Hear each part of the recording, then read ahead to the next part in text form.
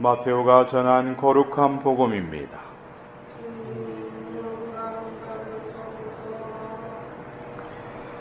그때 예수님께서 제자들에게 말씀하셨다.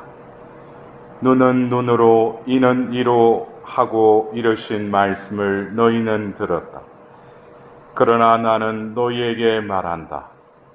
악인에게 맞서지 마라.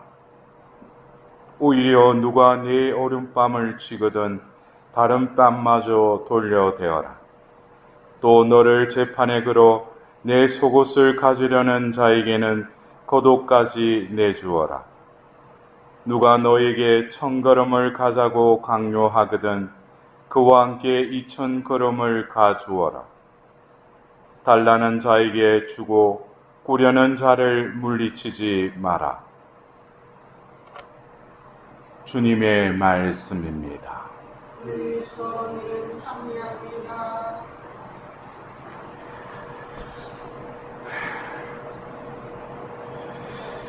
여러분들은 오늘 이 복음을 들으면서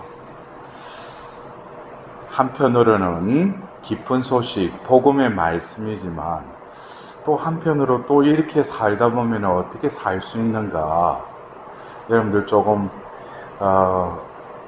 솔직하게 하나님 앞에서 이 말씀을 내가 실천할 수 있는가? 다른 사람이 나의 뺨을 때리는데 또 다른 뺨까지 또 내어주고 또 속옷을 달라는데 겉옷까지 주고 또 1000걸음을 가자고 강요하는데 2000걸음을 가주어라. 근데 문득 이 말씀을 하고 있는 이 예수님께서도 이 말씀을 하셨을 뿐만 아니라 이것을 실행하셨죠. 언제였습니까? 바로 예수님 순환 때죠.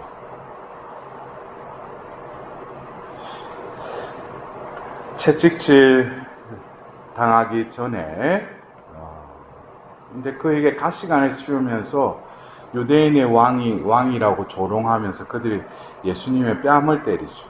그러나 예수님은 그냥 가만히 있으십니다. 그리고 십자가 산에 골고다 언덕에 도착해서 이제 그 예수님이 걸치고 있는 유일한 마지막 옷까지도 그들은 벗겨서 그것을 주사위를 던져서 나눠갔죠. 어쩌면 우리가 왜 이 말씀이 나에게 이렇게 딱 와닿지 않는가? 거기에는 여러 가지 이유가 있을 수 있지만은 그 근원으로 들어가면은 나라는 존재가 존재하기 때문이에요. 내가 있기 때문에. 내가 있기 때문에 또 그게 뭐예요? 나라는 존재가 어떤 이 세상에 존재하는 데 있어서 남들하고의 어떤 관계성을 보게 되는 것이죠. 그러면서 뭐예요? 자신의 존재를 드러내려고 하고 또 남보다 위에 서려고 하고 남을 또 지배하려고 하는 어떤 그런 것들이 결국에는 나라는 집착에서부터 시작된다는 것이죠.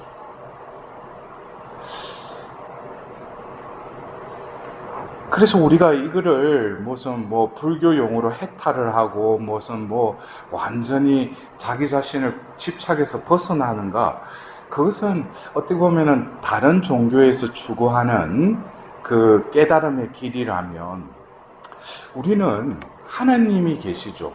하나님과의 나하고의 관계 속에서 오늘 우리는 시편 98편에 하답송의 후렴을 어떻게 우리가 바쳤습니까? 주님은 당신 구원을 알리셨네 그랬잖아요. 당신의 구원을 알리셨다는 거예요. 여러분들 구원이라는 것은 뭡니까? 구원의 전제 조건은 내가 구원 받으려면은 내가 깨달아야죠. 뭘 깨달아야 돼요? 나 스스로는 구원받을 수 없다. 이게 전제 조건이 돼야 돼요. 그러면은 내가 구원을 받으려면 어떻게 돼요? 구원하시는 분의 그 손길, 그분이 나를 건지시려고 하시는 그 힘에 내가 의탁해야죠. 우리가 이제 조금 있으면 피스철이 되면은 해수욕장에 해가지고 또 조난당하고 익사의 위험에 있는 사람들이 생기죠. 그럴 때 처음에 그 구조대원이 가서 바로 건지질 않죠. 왜 그래요? 아직 힘이 남아있다는 것이죠. 그래서 몇 번 이렇게 허우적거리다가 물속에 빠지고 하는 거를 딱 보고 구조대원은 그 타이밍을 아는 거예요. 아, 저쯤 되면 힘이 빠지겠구나 하면은 가서 어떻게 돼요? 목덜미를 잡고 이렇게 건진다는 것이죠. 그래서 우리가 하나님께 저를 구원해 주소서 하는데 하나님은 나를 보시고 구원해 주고 싶어 하세요. 그러나 뭐예요? 내가 아직까지 힘이 있으면은 구원하기에 힘들다는 거예요. 그래서 이 하답성 후렴에 주님은 당신 구원을 알리셨네. 구원을 알리셨다라는 것은 뭡니까? 그 구원을 내가 맞아들이고 구원에 온전히 내가 협력해서 하나님께 완전히 내어드리는 그 과정 속에서는 나라는 존재가 있어요, 없어요? 나라는 존재가 이제는 소멸되는 것이 아니라 나는 구원받아야 되니까. 여러분도 안 그래요? 내가 만일에 이를테면 조금 전에 제가 비유로 말했지만은 지금 익사 직전에 있는데 내가 세상에서 무슨 내 지위나 내가 가지고 있는 어떤 재산 이게 필요 있어요? 지금 내가 죽을 판인데 내가 살아야 되는데 지금 그런 것까지 내가 염두에 둘 필요가 오로지 내가 살아야 되잖아요. 하나님은 우리를 구원하시는 구원자이십니다. 그러나 어쩌면 내 몸에 무게가 있기 때문에 물속에서 빠져들듯이 나도 나라는 그 집착이 강하면 강할수록 하나님께서 구원하기에는 힘드시다는 거예요. 하나님은 나를 구원하시기를 원하셔요. 그러나 결국 원인은 나에게 있다는 것이죠. 그래서 오늘 이 복음의 말씀을 오늘 일독서에 바오로 사도가 고린도 2서에 이 말씀이 어떻게 이렇게 딱 맞아 들어간다는 것을 제가 느낄 수 있었어요. 제가 전번에 한번 말씀드렸죠. 고린도 2서를 적게 된 그 배경에는 고린도 교회에 가서 복음을 전했는데 그들이 바오로 사도를 가짜 사도라는 소문이 퍼지기 시작했어요. 그래서 바오로 사도가 그것을 수습을 했는데 이 고린도 2서라고 전해지는 이 편지를 통해서 바오로 사도는 계속 무엇에 대해서 이야기합니까? 자신이 진짜 사도라는 거예요. 하나님께 파견된 자로서 하나님의 복음, 진리를 전하는 것이 참되다라는 것, 그것이 자신이 참 사도라는 것을 그들에게 증명하고 또 어떤 근거를 들어서 자신을 어떤 사도임을 드러내기 위해서 이 편지를 적으셨던 것입니다. 그런데 오늘 우리가 들었던 이 고린도이서 6장도 그런 분위기에서 보면은 바오로 사도가 먼저 6장 1절에 우리는 하느님과 함께 일하는 사람으로서 권고합니다. 하나님의 은총을 헛되이 받는 일이 없게 하십시오. 하나님의 은총을 헛되이 받는 일이 없게 하십시오. 여러분들, 하나님의 은총을 헛되이 받는다라는 것은 어떤 의미겠습니까? 하나님은 분명히 우리에게 필요한 때, 우리가 부르짖을 때 그 은총을 베풀어 주시죠. 근데 우리가 은총을 헛되이 받는다라는 것이 어쩌면 자기 위주로, 자기 잣대로 은총을 조장하는 경우가 있어요. 그래서 하나님은 나에게 필요한 은총을 주시는데 나는 나에게 필요한 은총만을 은총이라고 생각해요. 한 가지 예를 들자면은 어떤 사람이 병에 걸려 있어요. 이 사람은 하나님에게 치유의 은총을 구하고 있어요. 근데 하나님 보실 때는 그에게 있어서 몸을 낫게도 하실 수 있지만 그것은 제가 단적으로 하나님이 그 사람의 병을 낫게 하지 않는다, 낫게 한다 이렇게는 말할 수 없지만은 병이 낫지 않아요. 그러면 또 다른 의미가 있을 수 있다는 것이죠. 오히려 그것으로 인해서 내 믿음이 하나님과 더 돈독하게 되고 이 세상의 희망이 아니라 좀 더 영원한 생명회로의 그 희망이 더 뚜렷해진다면은 어떻게 보면은 육신이 자신이 원하는 그 치유의 은총보다도 더 큰 은총을 하나님께서 베풀어주고 계시다는 거예요. 그래서 여기서 은총을 헛되이 받는 일이 없게 하십시오라는 것은 하나님은 늘 우리에게 은총을 베풀어 주시는데 그것을 대박으로 가리든지 함지 속에 갇혀버린 내 자아가 그 은총을 제대로 받을 수가 없다는 것이죠. 그렇다면은 은총이 나에게 스며들고 은총이 내 안에 머무르면은 바오로 사도처럼 이런 고백을 할 수 있는 거예요. 6장 4절부터 환난과 재난과 역경을 겪으면서도 매질과 옥살이와 폭동을 겪으면서도 수고와 밤샘과 단식으로 순수와 지식과 인내와 호의와 성령과 거짓 없는 사랑으로 진리의 말씀과 하나님의 힘으로 그렇게 합니다. 어떻게 보면은 자신들의 어떤 외적인 상황은 이거는 불행 그 자체예요. 복음을 전하는데 순탄치가 않죠. 여러 가지 역경들이 그냥 막 총체적으로 다가오더라도 그들은 그 속에서 어떻게 됩니까? 진리의 말씀과 하나님의 힘으로 그것을 이겨낸다는 것이죠. 그러면서 이 바오로 사도는 오늘 그 복음에 우리가 이거를 쉽사리 받아들일 수 없는 것은 나라는 이 집착 때문에 그렇다고 제가 말씀드렸죠. 그렇다면 이 집착에서 벗어나면은 어떤 나가 되는가? 6장 8절에 우리는 속이는 자같이 보이지만 실로 진실합니다. 인정을 받지 못하는 자같이 보이지만 실은 인정을 받습니다. 죽어가는 자같이 보이지만 이렇게 살아 있습니다. 벌을 받는 자같이 보이지만 죽임을 당하지는 않습니다. 슬퍼하는 자같이 보이지만 실은 늘 기뻐합니다. 가난한 자같이 보이지만 실은 많은 사람을 부유하게 합니다. 외적으로 그 사람들 보면 야, 저 사람들 왜 저러는가? 복음 전한다고 저렇게 고생하면서 저렇게 환난을 겪으면서도 왜 저런가? 근데 막상 그 중심에 있는 이 바오로 사도와 그 사도들은 남들의 눈에 그렇게 보일지라도 자기들은 기쁘고 늘 인정을 받고 진실하다는 거예요. 이것은 뭡니까? 사람들의 눈에 의미를 두기보다는, 우위를 두기보다는 자기들은 뭐예요?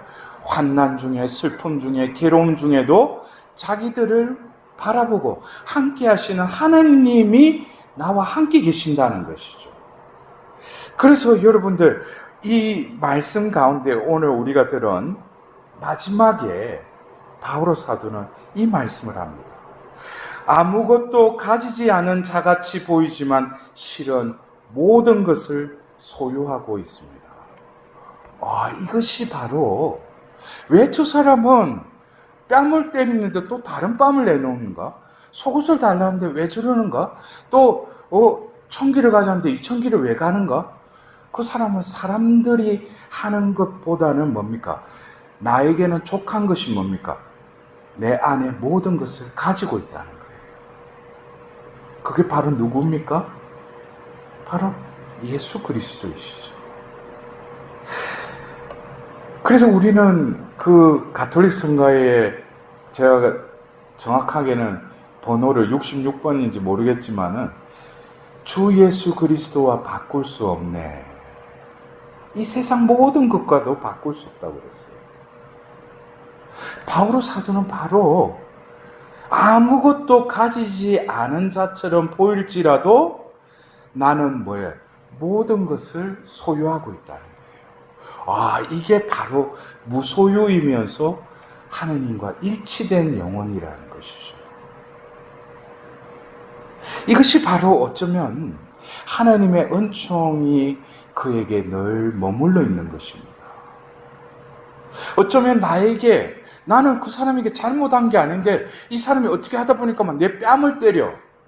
순간적으로 화가 나죠. 근데 뭡니까?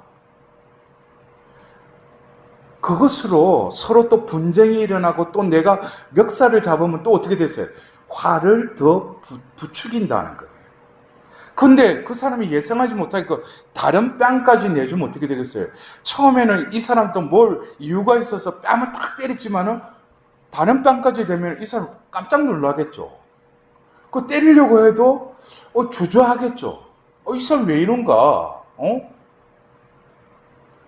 우리는 악과 타협해서는 안 되는 거예요. 그래서 오늘 예수님께서 이 비유에 말씀하시면서 마태오복음 5장 39절에 나는 너희에게 말한다.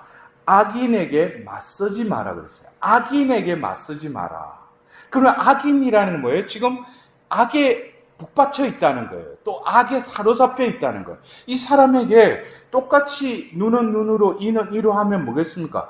그 화는 더 커져 버린다는 것이죠.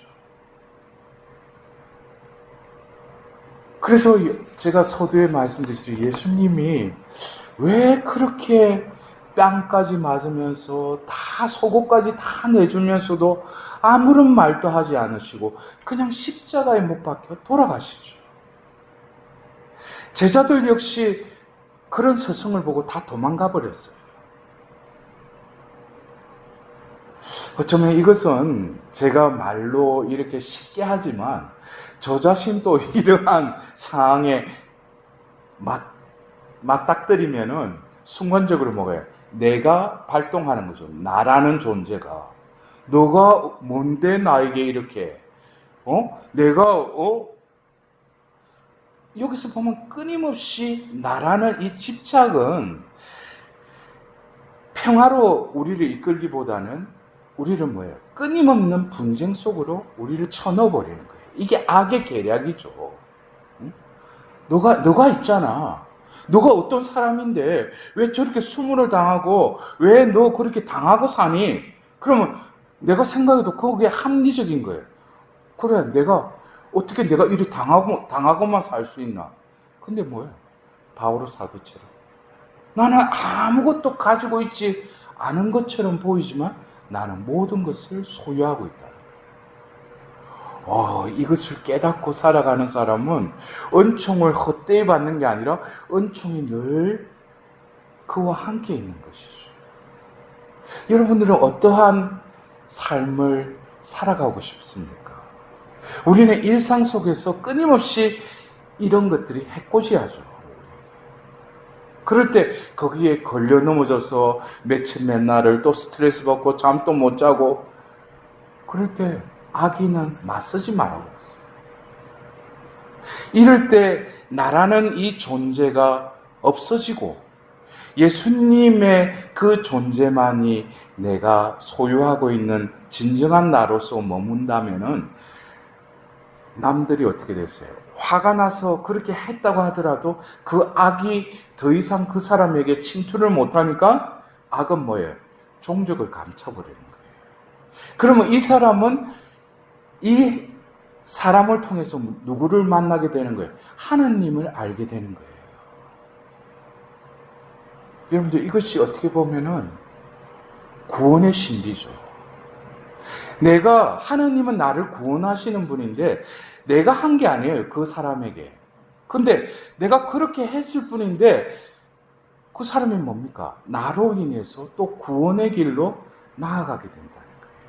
나는 왜? 구원의 도구가 된 것이죠. 그러면 그것은 하나님으로부터 큰 상급을 받을 것입니다. 그래서 우리가 일상사에서 얼마만큼 나라는 이 존재가 살아남으려고. 그래서 저도 어떤 때는 저녁 기도나 끝기도 할 때, 성찰을 할 때 보면은 오늘 하루도 나가 사는 때가 문득문득 있어요. 내가 살았구나, 그때. 예수님이 아니라 내가 살았기 때문에 그 사람이 그렇게 했구나. 우리 형제에게, 같이 공동생활하는 형제에게 내가 살아있기 때문에 또 그렇게 의시됐구나. 나를 포장했구나. 그거를 성찰하면서 주님 자비를 베풀어 주십시오. 결국 우리는 이 바오로 사도의 고백처럼 남들이 볼 때는 좀 반푼수처럼 어리석고 저 사람이 왜 저런가? 근데 그 사람은 다른 사람이 모르는 바오로 사도의 고백처럼 나는 아무것도 없는 것처럼 보이지만 나는 모든 것을 소유하고 있다. 이 사람에게는 명예와 재산과 어떤 권력과 이것이 뭐예요? 다 필요 없는 거죠. 왜? 이것만이 나의 전부이니까. 그럴 때 우리 가톨릭 성가의 주 예수 그리스도와 바꿀 수 없네. 이 세상 무엇과도 바꿀 수 없다라는 그 성가가 진정으로 나의 삶이 되지 않겠습니까? 그럴 때 바로 오늘 바오로 사도의 고린도이서 6장 2절의 말씀, 지금이 바로 매우 은혜로운 때입니다. 지금이 바로 구원의 날입니다. 이 말씀이 오늘 이 자리에서 또 오늘 또 이 날이 될 수 있도록 하나님의 자비를 구하도록 합시다.